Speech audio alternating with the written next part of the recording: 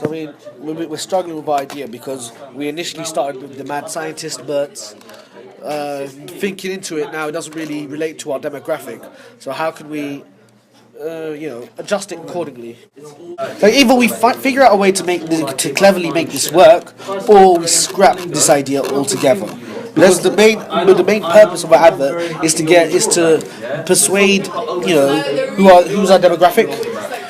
Teens. Yeah, how can we persuade teens to convert from their usual diet of overly sugary drinks to something to a healthy alternative that achieves the same effect? So why don't we rethink our main narrative? Let's rethink the main narrative because we're working for the product, not the idea.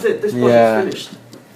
So the main narrative is a mad scientist. Hold on, we're still doing the mad scientist one? No, let's look at the old idea and we change it after. So he's a mad scientist who wants to create a new drink.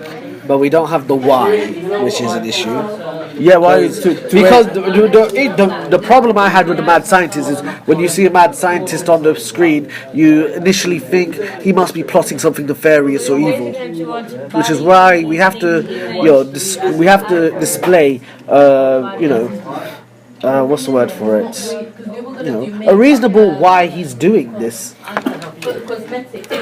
Why don't we take a scene where he is bad, but after he drinks it he becomes good? No.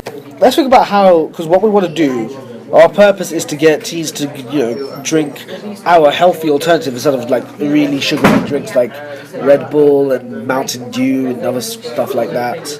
Why don't we show him drinking, for example, Red Bull and these things? No. And then he becomes bad.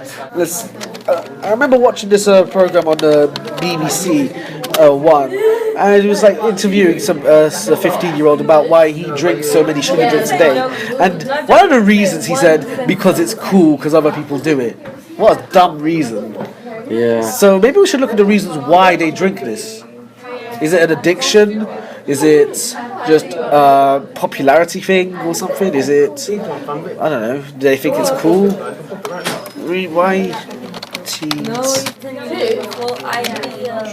Okay, so we're now Do a bit of research into. We're looking into why teens even began to drink, get into sugar drinks as much as they have in recent years. And it seems to be mostly just marketing, lack of knowledge on the side effects, considering, parents don't really sit down and talk to them about, these sort of freely available potential addictions. Parents are usually concerned with teaching their kids about topics regarding drugs, smoking, sex, alcohol, etc. And they really don't see that such a freely available, loosely regulated product could have such harmful effects. Even though they probably recognize it, they don't realize the importance of teaching it to their kids. Yeah, because and given that there's this lack of education from parents or even teachers, perhaps the marketing companies are able to capitalize on it, making it seem sort of as a supplement to diet for your diet. And as such. Yeah.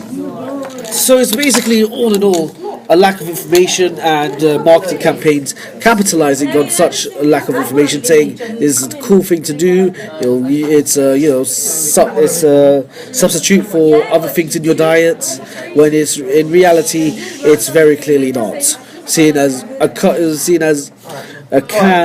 can typically contain 3 times as much caffeine in comparison to a cup of coffee. And it has many side effects such as heart attack. Oh yeah, in extreme cases, that much will eventually cause a heart attack. Of course, it's very unlikely that one would consume it to that level, but it does still cause, even a cup can cause dehydration, insomnia, jitteriness, anxiety, nausea, vomiting, and in extreme cases can cause seizures. Okay, so